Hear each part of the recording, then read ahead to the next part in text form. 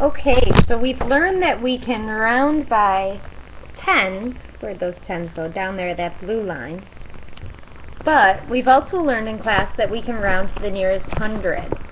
So when we're rounding by hundreds, our goal is the same as before. We're trying to get to the closest. Okay, so say we have to go through our hundreds first to think about what they are.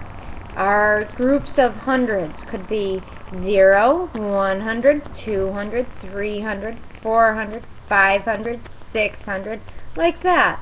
Okay? So we're trying to figure out which one of those is going to be closest to whatever our actual number is. Up here, I have another number line. So let's go ahead and find the beginning of this number line. Okay? Right here, if I can make this show up without being blurry, let's try. Okay, so right here I have the number 220. I know it's kind of difficult to see, but we have to figure out, is 220 closer to 200, or is 220 going to be closer to, over here, 300?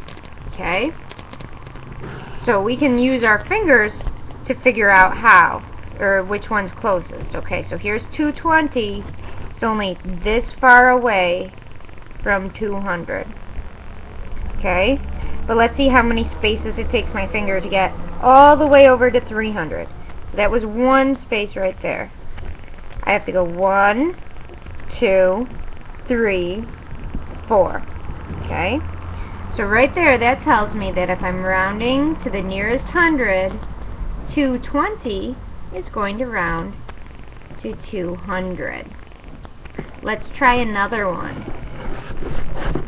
Let's come over here, and we have the number right here. It says 360. Okay? We have to think about, is 360 closer to 400? Or is 360 closer to 300? I can count these spaces on my number line to figure out. So here's 360. Let's see how far away it is from 300. 1, 2, 3. And over here, to get to 400, it only takes me 1, 2 spots. So I can tell by my number line that if I'm rounding 360 right here to the nearest hundred, it's going to round to 400.